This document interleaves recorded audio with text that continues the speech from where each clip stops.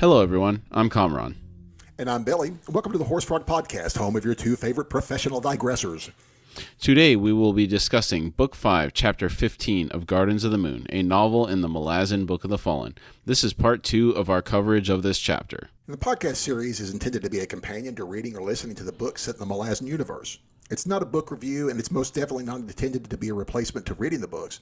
Know that Kamraun and I know that this series is the best fantasy story ever written, and we're approaching this from a purely fanboy point of view, and that we will not be providing literary critique, just pure love, baby. We will be covering the events of the books in a linear fashion.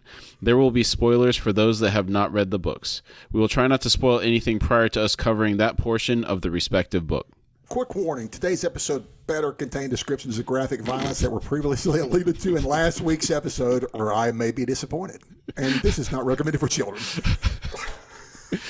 Yeah, now we need to have a warning stating that our warning might not be accurate.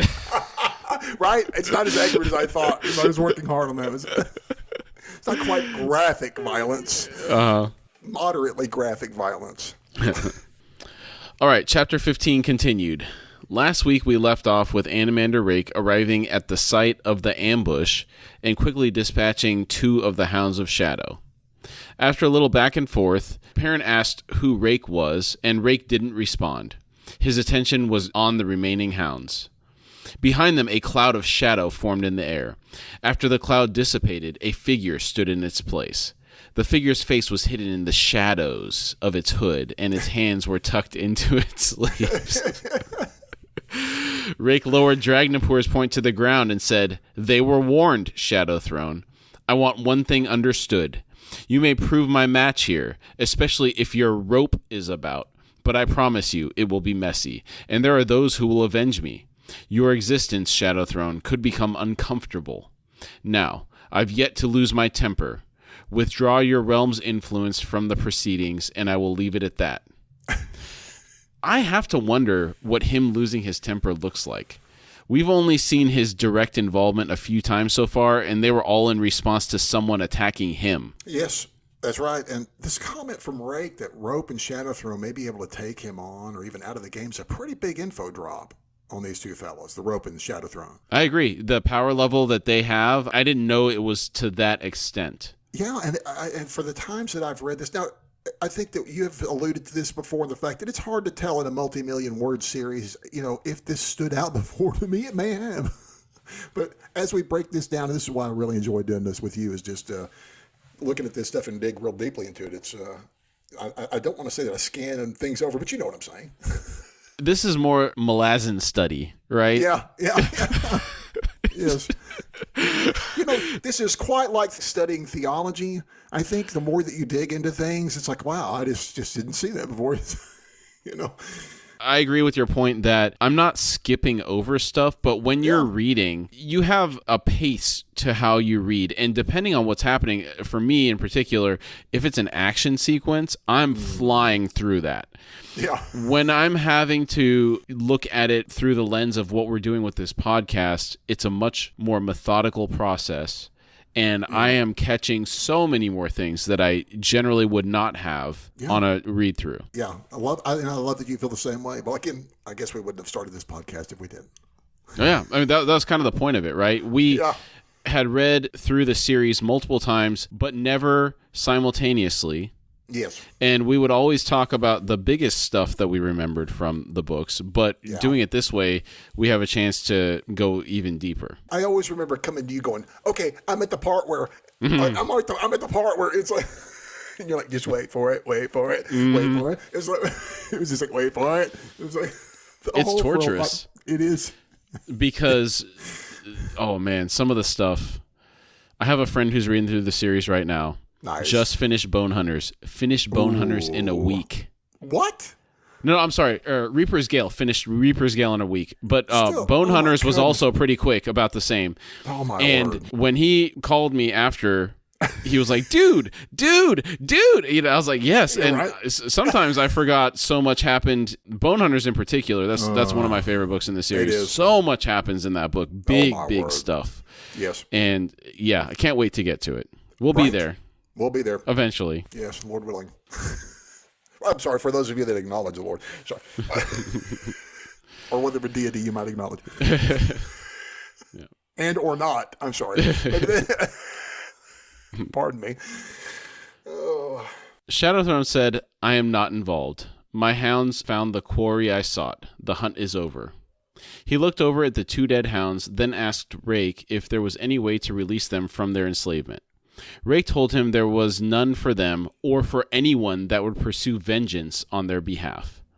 A sigh came forth from Shadowthrone. He said, Ah, well, as I said, I am not involved. However, the rope is. Rake commanded, recall him.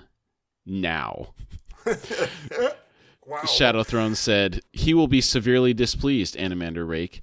His plans extend far beyond Darujhistan, seeking to reach the Malazan throne itself. Perrin now knew who the Tist ND before him was and remembered Tattersail's convictions after reading The Deck of Dragons. The Knight of High House Dark, the Son of Darkness, the Lord with the black sword and its deadly chains, ruler of Moonspawn, or so she thought. She saw this coming, this very moment. The clash between shadow and dark, the blood spilled. Rake growled, I fight my own battles, and I'd rather deal with Lysine on the Malazan throne than with a servant of Shadow. Recall him. Shadowthrone made one last point. I am not responsible for whatever actions the rope might take against you. Rake said, Convince him of the wise course, Shadowthrone. I have no patience for your games. If I am pushed by either you, your hounds, or by the rope, I'll make no distinction. I will assail the Shadow Realm, and you are invited to try to stop me. Shadowthrone agreed, and shadows swirled around him. He said, He has been recalled, forcibly extracted, as it were. The field is yours once again, Animander Rake. The Malazan Empire is all yours, as is Opan. It's very interesting that Shadowthrone has the power to force Cotillion to recall. While they do have a partnership, Shadowthrone is the definitive leader, right? You know, there is that. One thing that I was just thinking about, let me say this before I forget this, is that maybe he accepted limitations stepping into Sari. Maybe he's fully committed to Sari, being in there. And there are some things that he has his own plans, I guess. But the other thing in working for me was that I guess we shouldn't be surprised that he could recall him, because we do know that the rope is an agent of vengeance on shadow worshippers that leave the cult. Because that was alluded to, and that's another thing that was one of those things that I felt was one of those kind of, wow, I kind of slipped my mind in a field division when we came through that. Was it 2 or 3 weeks ago? But I'm like, So yeah, I want to say it was chapter 13. Yeah, I think so. It's when they were. It's when Sari found them. Mm-hmm. Oh, it was after that when the Ben Ada found the last. Sorry, that reveal. I forget which chapter it was, but it was just real recent, real quick. Yeah. Rake repeated Opan and turned to eye Perrin. Perrin's spirit sank. Rake's eyes fell to Chance, then looked back at Shadowthrone. He said, "Begone. The matter is ended. You are dismissed." I love it. I do love that. Now, quick quiz. Now, I don't know. Let me just get down to the latter part of this question, because the other part is too spoilerish. Do you have an elder, like an immortal elder, because we've seen a couple so far, and that you like? I mean, beside Rake, it's always just Rake to me. I mean, I think we've only been introduced to so few that anybody else would know that we've been introduced to. So this may be too spoiler-ish of a question. At this point in time, I cannot discuss any of the ones. I do like Rake a lot. Yes. We'll talk a little bit about his demeanor in a bit. Yes. But we'll have to come back to this later after some more have been introduced. But Rake's high up there. He is. But I know there's a couple that I do like later on that are, there's a bunch of so many great characters. Yeah. It's just so many wonderful characters, man. Mm-hmm. I mean, trying to come up with a top 20 is hard. Well, the thing that kills me, this is definitely stuff to leave, is the fact that I think a lot of people are overwhelmed by the idea of a lot of characters. And to me, this is the more that you read and reread the series, that's part of the joy, is that there are so many characters for you to see and fall in love with. And that's why rereading is so fun, because you find people that you're like, I like this guy this time. I used to not like Perrin, but I love him this read through. I saw he was kind of a jerk for some reason. I don't know why he read jerk to me. A little bit arrogant. A little bit, but for the most part, he's just been overwhelmed. I mean, he shows up, he gets knifed, gets killed, all this crazy stuff. It's amazing. Just amazing. Thank God it happened to him and not me. Hard life. Shadowthrone dipped his head and he said, "For now." That's in response to the matter being ended. Yes. For being dismissed so out of hand. Yeah. Shadowthrone raised his hands, and shadows gathered around him. The remaining hounds entered the shadows, which thickened and became opaque. When the shadows dispersed, all within were gone. Now, quick question for you. Of all the magics we've seen described so far, which do you think would be the most interesting visually? Now, I also have a sub-question to this. Okay. What's the difference between magic with a C and with a K? I just did it.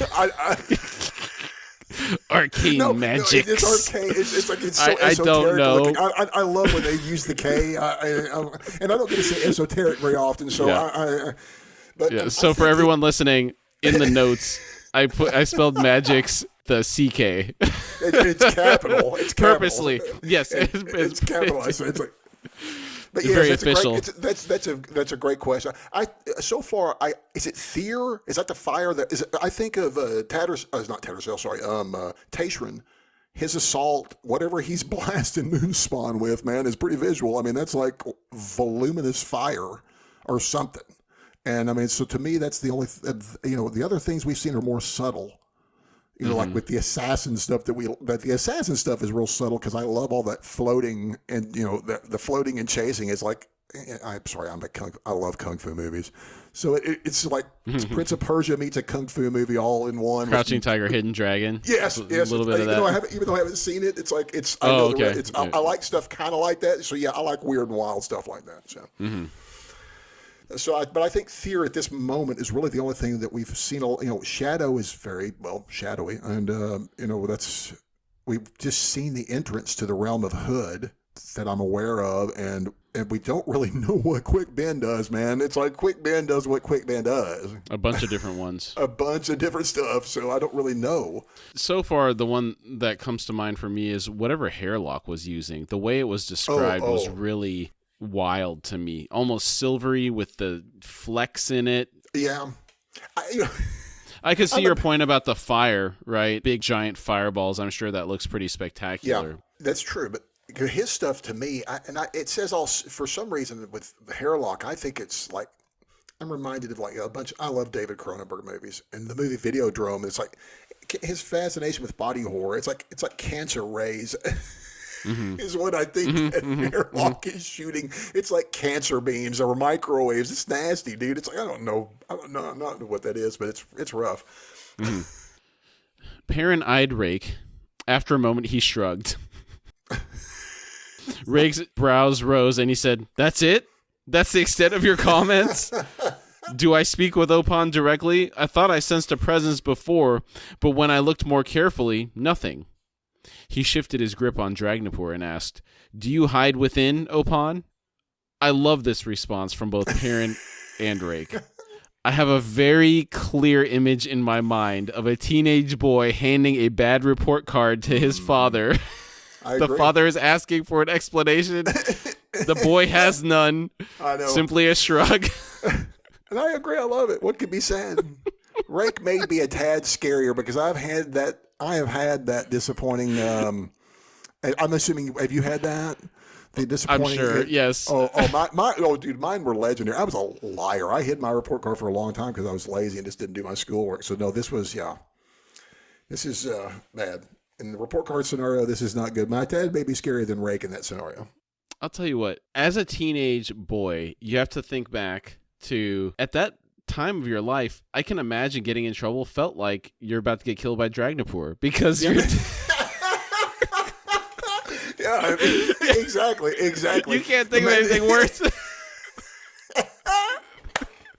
Nicely put, sir. Nice. So I don't know that teenage boy would know the distinction between that. They're equally scary. Yes, thank you, sir. Yes. I had the same terror that, it's like, I got nothing. I got nothing, dude. I've got nothing. Dude. I'm going to die. I've got nothing. It's like, Yeah. Perrin said, "Not as far as I'm aware. Apparently Opan saved my life, or rather, brought me back to life. I've no idea why, but I've been told that I've become Opan's tool." Rake asked if Perrin was traveling to Darujistan. Perrin nodded in confirmation. Rake asked if he could approach Perrin and sheathed Dragnapur. Perrin said, "Why not?" Rake strode up to Perrin and put a hand on his chest. Perrin didn't feel anything.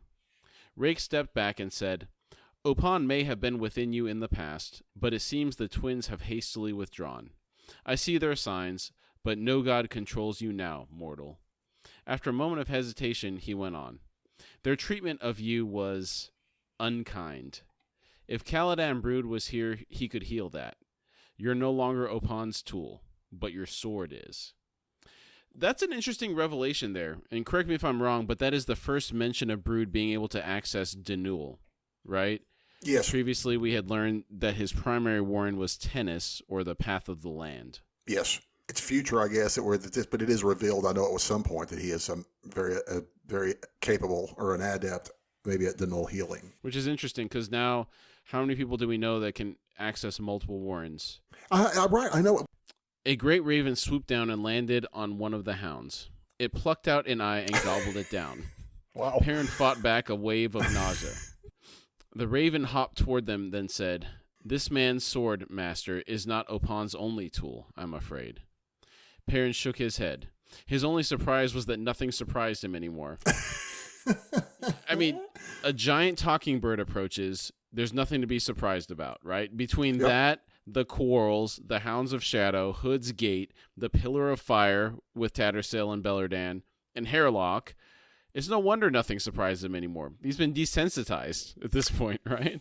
Yeah, well, let's not forget that just minutes before, because this is in part one episode, was that him and Hairlock attacked and threw talk somewhere or killed him, just right in front of it. This is part of that, with the Hound showing up and getting Hairlock. So I don't know if it's that or shock. He's just freaking out. It's like, is he just too? Yeah, he is desensitized at this moment for sure, because it's like, holy smokes. I guess the talking bird is the least thing going on right here, right now. Yeah. Rake told Crone to continue. Crone cocked her head at Perrin and asked, "Here, master?" Rake frowned and said, "Perhaps not." He turned to Perrin and said, "Hold on to that weapon until your luck turns. When that happens, and if you're still alive, break it or give it to your worst enemy." He grinned and said, "Thus far, it seems your luck holds." Perrin asked, "I'm free to go?" Rake nodded. Perrin looked around, then went off in search of the surviving horses. How can you not like Rake, given his interactions? Oh, I know he's so confident and unflappable. Also, he's really nice to people when he doesn't have to be. For example, when Baruch was getting snippy with him, or in the case with Perrin here, right? He didn't have to be nice to Perrin.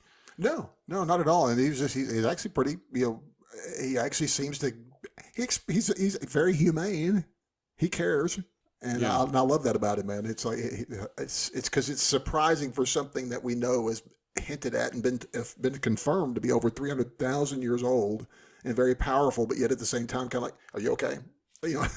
Okay, I got some info for you. Get rid of that sword or give it to your worst enemy, but I'll see it. For someone that old, some of the characters in the books will say the Tistandi, they get bored, so they come and get involved in the human affairs to do something. Spice their life up, spice their life up a little bit, right? But Rake always is very pragmatic, and he seems to be driven by a code that is honorable. Yes. So it's more than just alleviating boredom. It's giving a purpose. Yes, very much so. Well, there's, it's too early also, but this is, there's a reason why this series covers 10 books. Yeah. Because there was a whole, this is big, folks.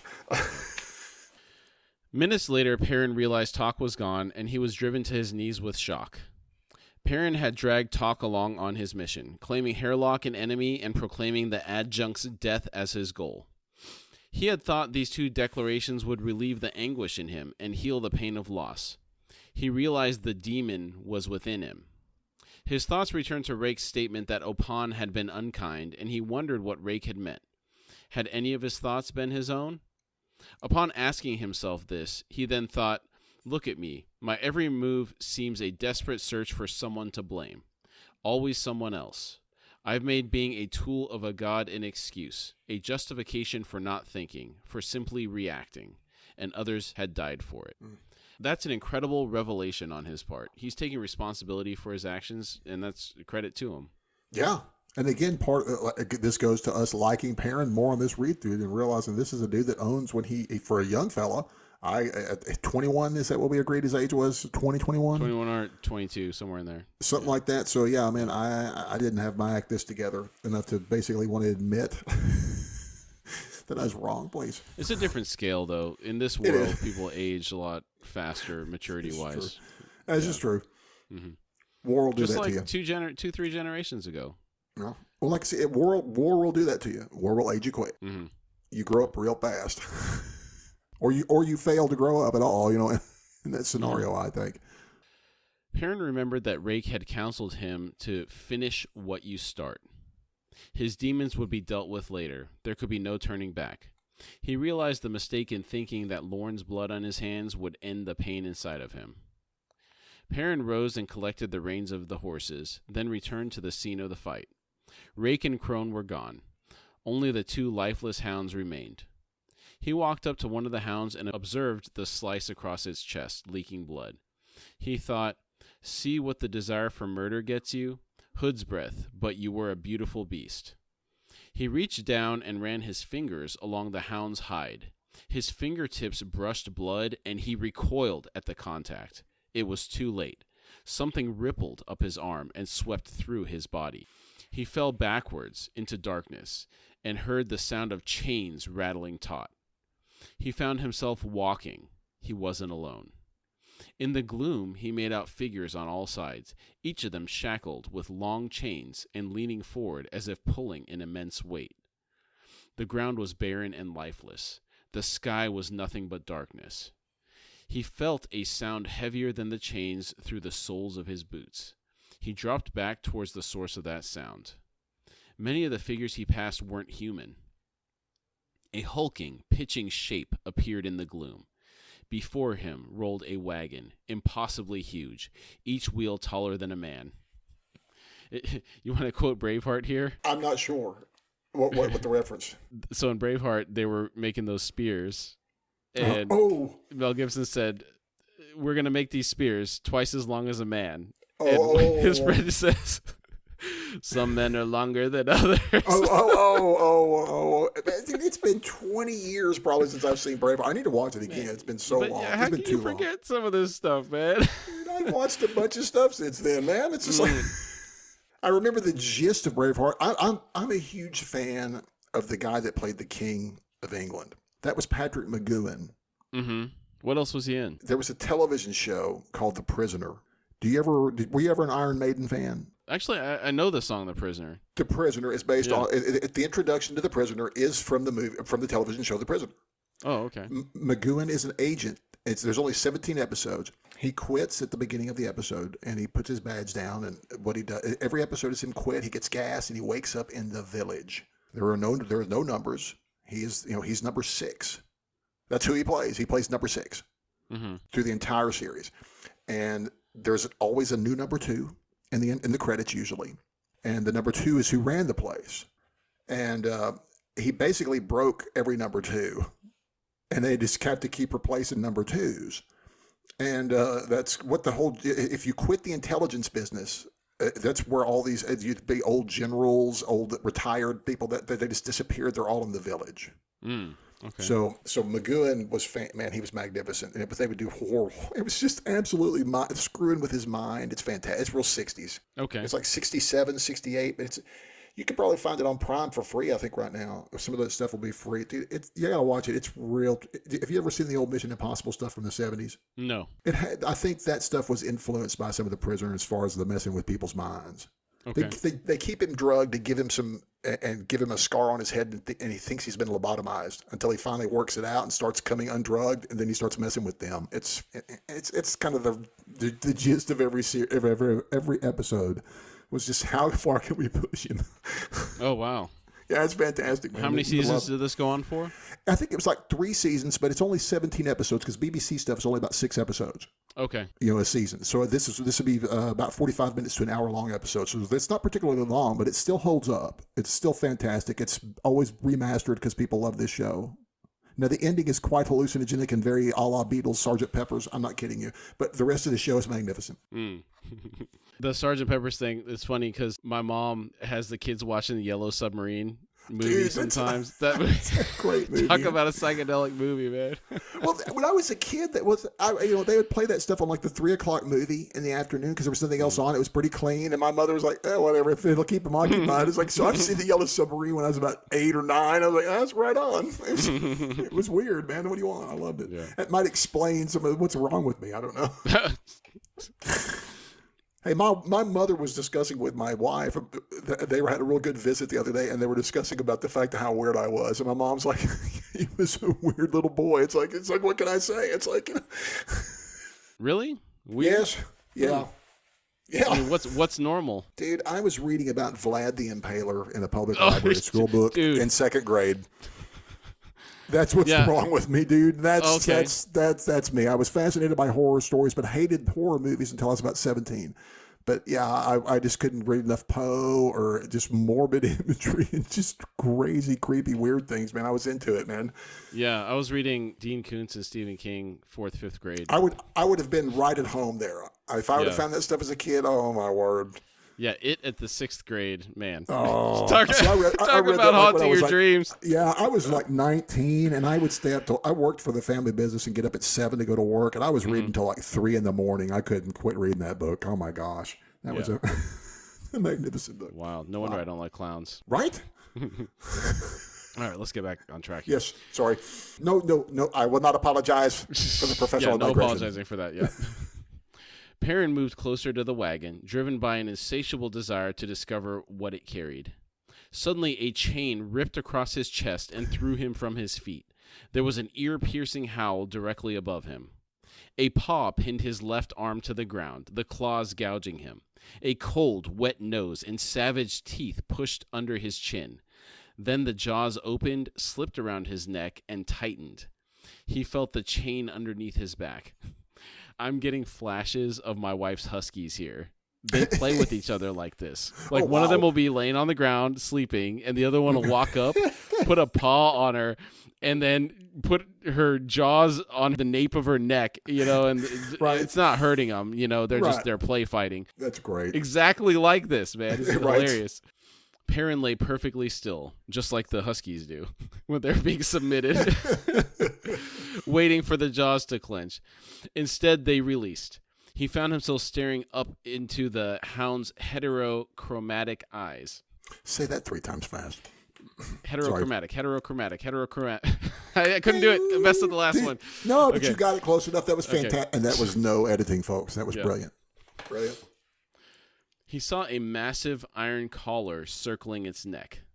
The hound lunged away, which caused the chain under him to snap taut. This flung him in the air. He felt the wagon groan sideways under the strain as he landed sprawling into the path of one of the wooden wheels.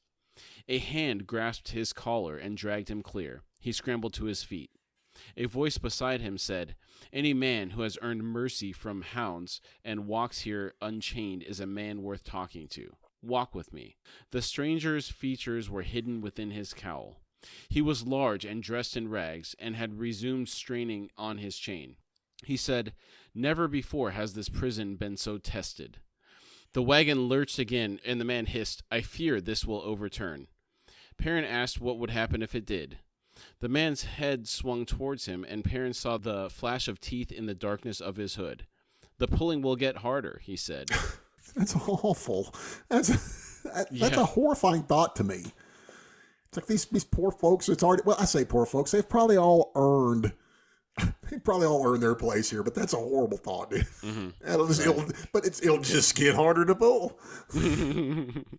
Very logical statement. It is. It's just straight up fact. Mm-hmm. Not how can we stop it from turning over, but it's like, I guess we're going to have to pull it while it's turned over. Yeah. Perrin asked where they were. The man said, "The warren within the sword. Did not Dragnapur take your life, too?" Perrin pointed out that if it had, he would likely be chained as well. The man agreed and asked what Perrin was doing there if that was the case. Perrin said he didn't know. He had seen the slain hounds and had touched the blood of one of them. The man noted that explained the hounds' confusion since they thought Perrin was one of their own. Perrin was wise to submit to their challenge. Perrin clarified that he was too frightened to move. The man laughed and said, "Even so." Perrin asked who the man was, and the man responded, "Names are meaningless. Rake killed me. Long ago. That is enough." Perrin fell into silence and thought, eternity, chained here, forever pulling, and I asked for the man's name. Would any apology suffice?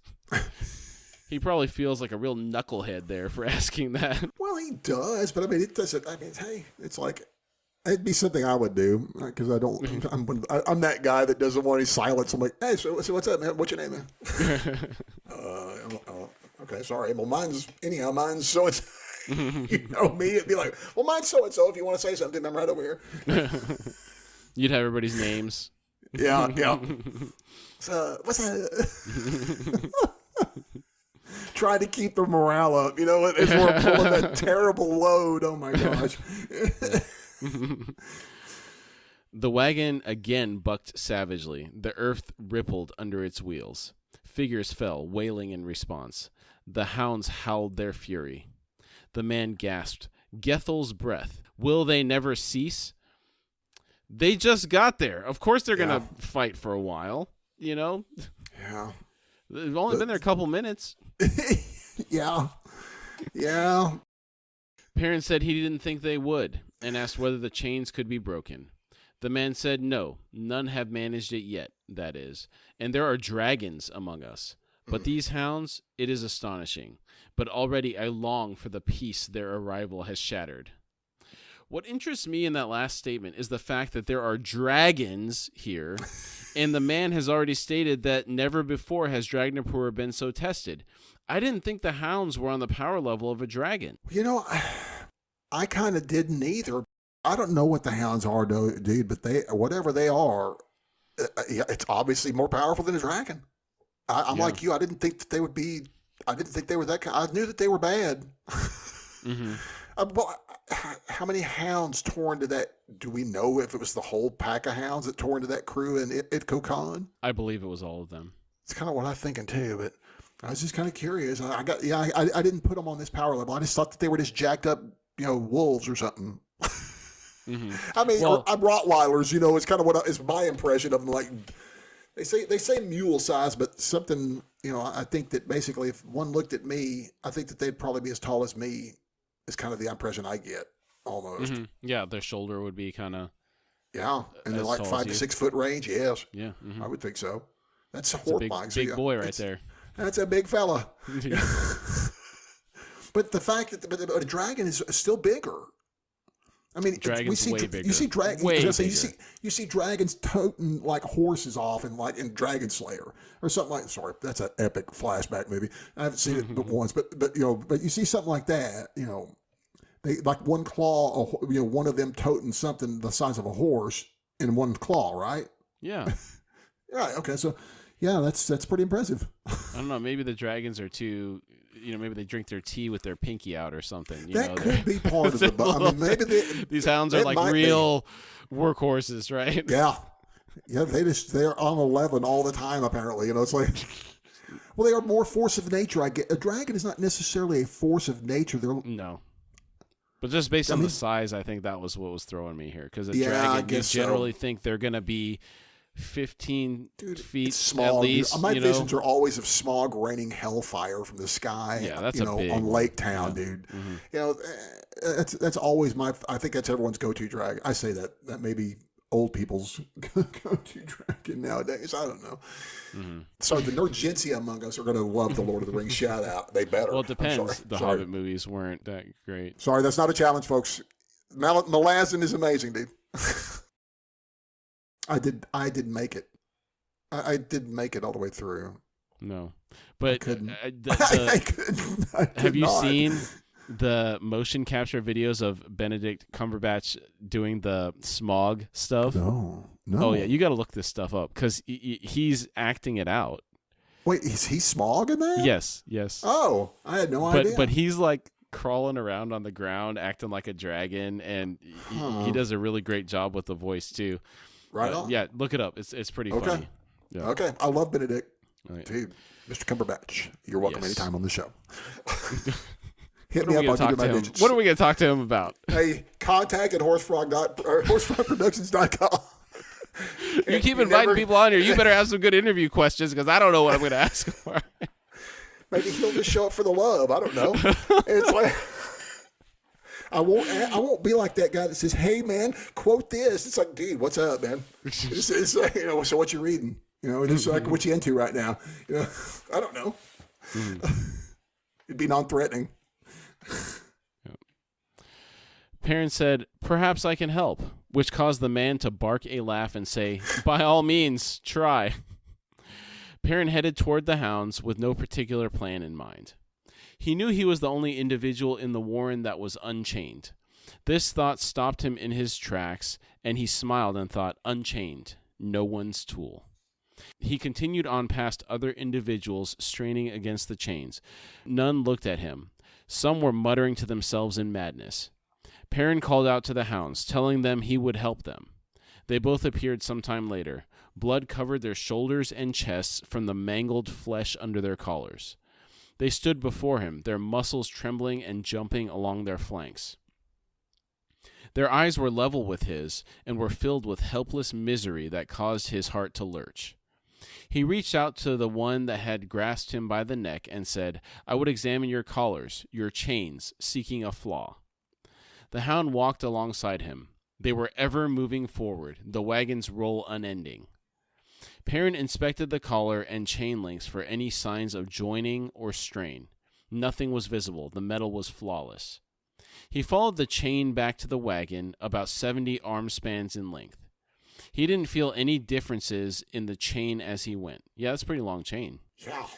The hound watched his progress. He arrived alongside the wagon. The wheel he walked behind was solid wood, about 6 feet in width. The wall of the bed was 20 or more feet high. This is a big wagon, man. Yeah, it is. The slatted sideboards were made of withered bone-gray wood with spaces a finger's width between them. Skeletal fingers crowded the cracks, wriggling helplessly. Perrin flinched upon seeing this. The wagon's frame beneath the sideboards was made of black wood glistening with pitch. Chains entered it, sinking into the wood. Noting the chains seemed to pass through the wood, Perrin ducked under the bed. The frame's width was a dozen arm spans thick. Condensation dripped down in an endless rain. Wow. Perrin found the chains and followed them further under the wagon. The chain links and the air grew colder as he continued. The falling rain turned to slivers of ice. 2 paces ahead of him, the chains converged into a suspended pool of absolute darkness. Cold poured from it in pulsing waves. Perrin could approach no further. He hissed in frustration, unsure of what to do next. Even if he could break them, he had no idea which of the chains belonged to the hounds. Perrin also thought about Rake being a creature of clear justice. There was the possibility of freeing some ancient horrors. Even the man he had been speaking with may have once been a tyrant.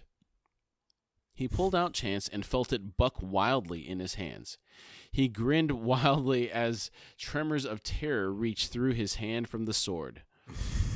Perrin yelled, "Opan! Dear twins, I call on you now!"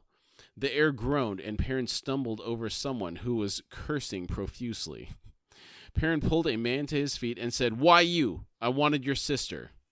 Quick reminder, it's the lady's pull, which means good luck, and the lad's push, which is bad luck. Opan snapped, "Madness, mortal, to call me here, so close to the Queen of Darkness, here, within a god-slaying sword."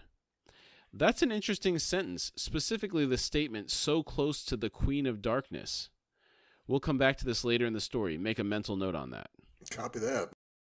Perrin was filled with a mindless rage, and he shook the god. Opan's eyes were filled with terror. He asked Perrin what he was doing. Perrin noted that 2 of the chains had become slack and said, "They're coming." The wagon lurched, rocking as it had never rocked before. Perrin told Opon they had his scent. Opon shrieked and battered Perrin in the face, scratching and kicking him. Perrin refused to let go. He said, "Not the luck that pulls, the luck that pushes." He spat blood. The wagon lurched again. This time it bucked in the air and came down with a splintering sound. Wow. Opon begged Perrin, telling him he would do anything within his powers. Perrin told him to break the hound's chains. Opon said he couldn't. Perrin said, "Think of a way, or the hounds will have you." Opon told Perrin that he couldn't be sure, but if the hounds were lured into the pool of darkness, into Curald Galen, the chains may disappear. He warned that the hounds could be going from one nightmare to another. Perrin asked how they would lure them. Opon told him that Perrin would use him as bait, but would release him at the last moment. Perrin agreed. The hounds struck the wagon again, this time breaking through. Perrin spun to see the hounds charging them. They leapt through the air. Perrin released Opon and dropped to the ground. The hounds passed overhead. Opon vanished and the hounds disappeared into the portal and were gone. Perrin rolled to his feet and opened his eyes to find himself on his hands and knees in the Reeve plain. Both of the hounds' carcasses were gone. So no puddle of disintegrating xenomorph blood on this one, huh? I guess not. So I guess the ground could have soaked it up too. Well, he touched it, so you would think it would burn his hand if it was something like that. That's true. Yeah. So no, I guess it's okay. Yeah. It was an anomaly. So we're talking about when Pearl was killed on the roof. Yeah. There was that sparking puddle that ate through the roof and fell down. I guess that was just Pearl. Yeah. Maybe it's demons. Maybe it's specifically to something like that that's a caged animal. Because basically, I mean, they used it like a caged animal. Mm-hmm. You know, it was like some vial of something is the impression I got, right? They throw something on the ground. It's like a grenade instead of a grenade. It's like, hey, here's a demon. Yeah, I always envisioned it as kind of a clear test tube looking right. Yeah. And it was filled with smoke. And eyes when it and shattered, mouths. The smoke kind of just expanded out of it, right? Yeah. Yeah. Mm-hmm. And it becomes Pearl. Mm-hmm. Poor Pearl. Yep, R.I.P. Perrin stood and thought of all the things that the twin could have offered him. Tattersail, Talk the Younger. Then again, to pluck a soul back through Hood's Gate was not likely within Opon's power to achieve. He wondered if he freed the hounds and realized he would probably never know. Perrin walked to the horses. He thought to himself that at least for a short time he had been unchained. He had been free and had acted by his own choice. As he looked south, he thought, Darujistan and the adjunct await me. Finish what you started, Perrin. Finish it once and for all. I love to see him taking Rake's words to heart. Finish what you start. It's a smart man listening to his elders. Mm-hmm. It's a shame you'd think me being an elder, I'd have better advice than that, Tim. Not quite an elder. I'm not quite AARP material yet. I'm not far. I'm not far. But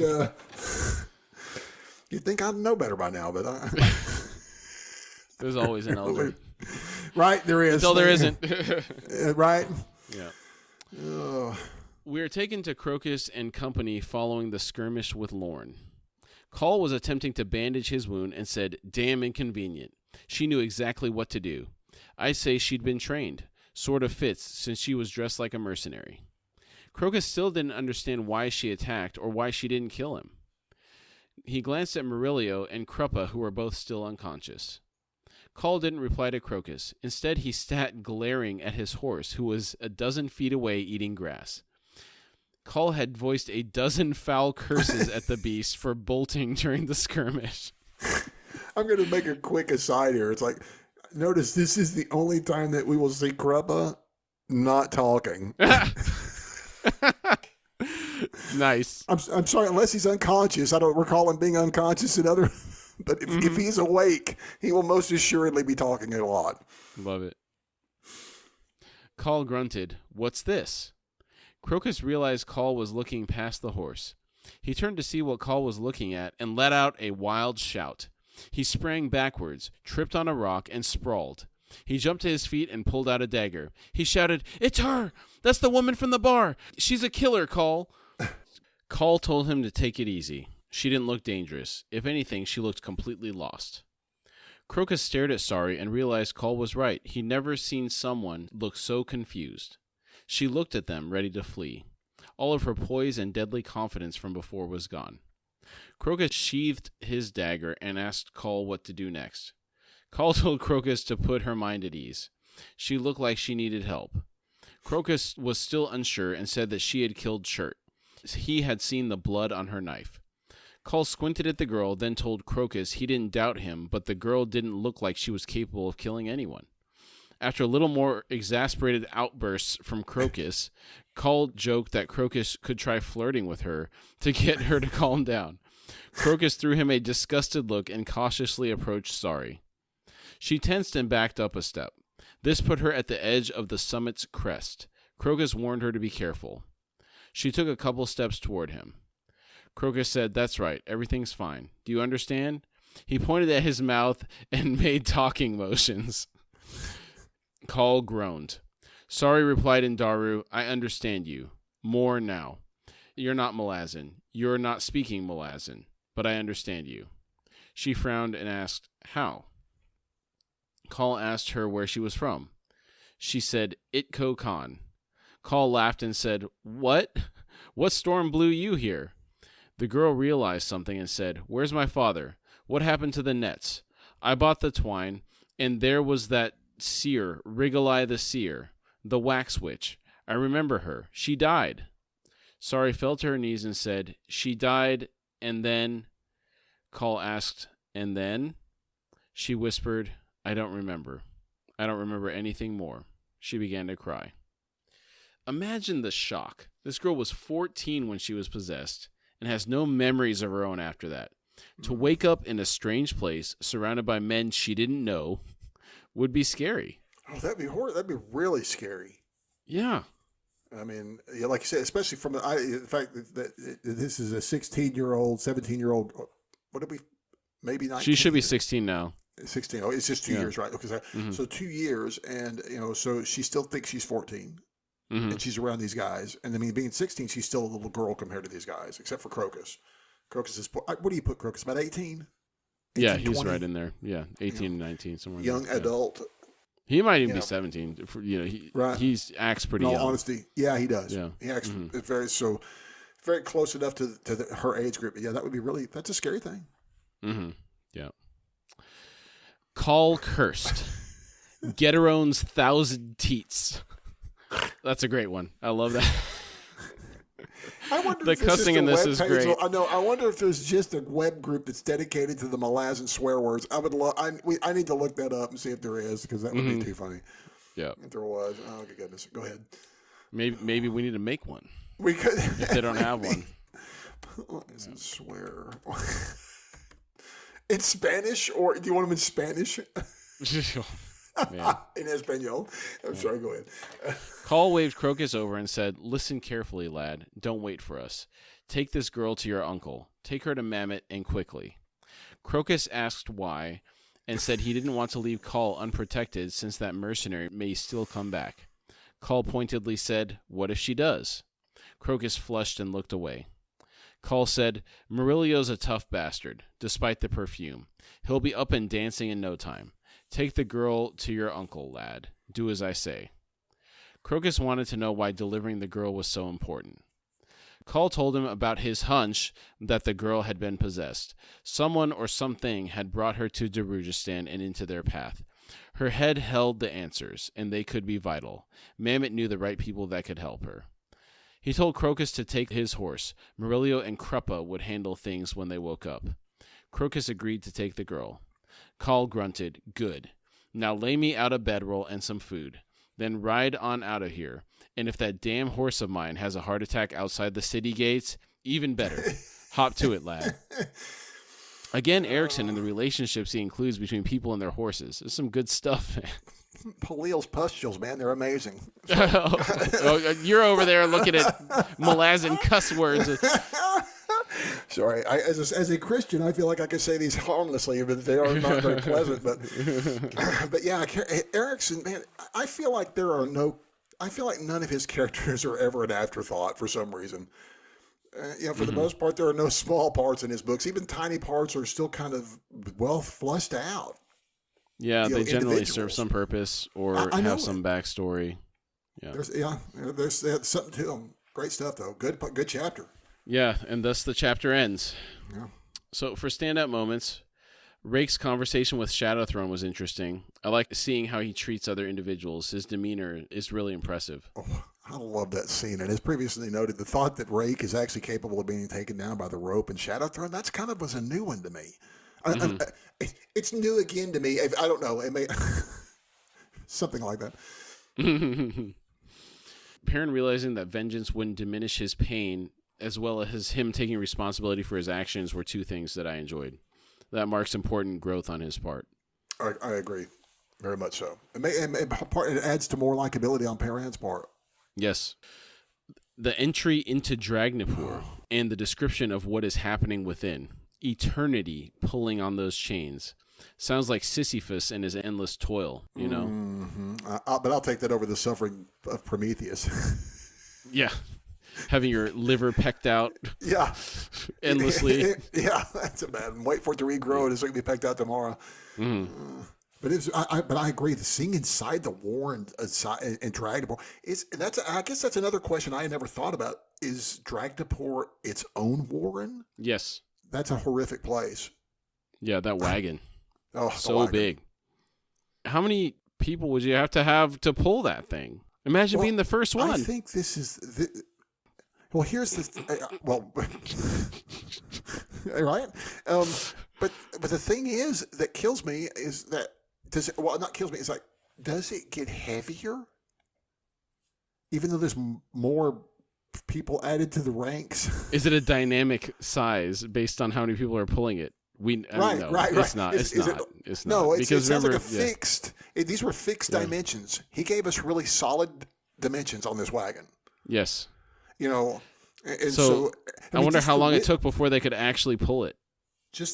Maybe that's a good question, because the thing is, he mentions like it was several arm spans. An arm span is what we call like a cubit. That's 16 to 18 inches average. I thought an arm span was you hold your arms out. Oh, was he talking to the sides? No, but I'm not talking about the arm span. But he said, what was he talking? Was he talking about that the width of the wagon? Was he talking like I was talking about the floor of the wagon being so thick to hold like immense weight. That one was. I forget. Floor, but it mentions like a thick, like how thick the floorboard of the wagon. Beam. Yes, it's like immense. Like the weight of this portal is enormous. Mm-hmm. And I'm like, how many folks do we have to get here to even start that thing moving? Why does it have to move? Well, we know why later, but I mean, why now? I mean, was it always on the move? Always, yeah. So it's always on the move. Okay. Yes. Yeah. Awful. Okay. It's just awful. The whole thing. I like when we pull away the veil inside Dragnipur, which happens a little bit here and there. And now that we've been introduced to it, or her, I got no idea what you would call a sword, but I don't want to know. I don't want to know about this place. Yeah. Another thing I liked in this chapter was the way the hounds were pulling that wagon around. Based on the size of that thing, moving it to that degree speaks to the power of those hounds. Just how much they're able to bear on the situation. It's really impressive. I know, and I know we kind of talked about it before, but like the dragons here, it could not even be so disruptive. I mean, maybe they're more. I got no idea what the rawness is and why these things are so different. I'm curious. They're hounds, and I don't really. That's all we know. Really about them is that they're hounds, but of what? I got no idea. Yeah, just assume they're primal forces. Yeah, yeah. The mysterious stranger that Perrin was speaking with inside of Dragnipur. Remember that interaction? Remember this interaction. Yep. Mark and remember. Mark. Well, what did you say? You say to your kids? That's it. Witness.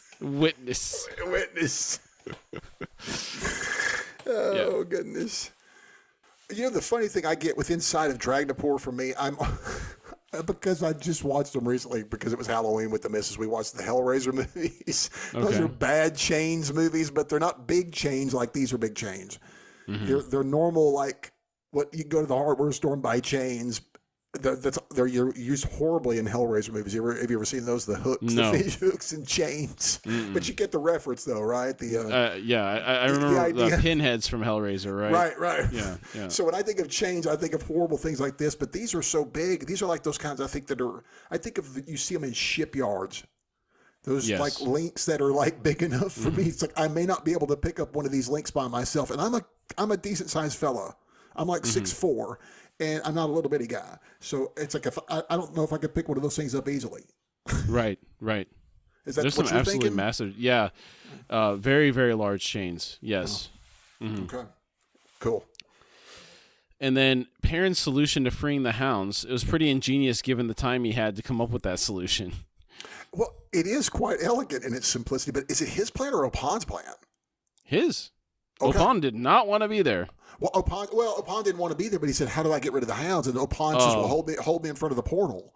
Okay. And To let me that, go. so the actual freeing of it, the methodology, yes, but Perrin opened the way for that to happen. Yes. Perrin is directly responsible. Absolutely, yeah. Right. Good chapter. Great Yeah, chapter. it was a very good chapter. Yeah, definitely. Powerful stuff. Really powerful imagery in that one too. Yeah.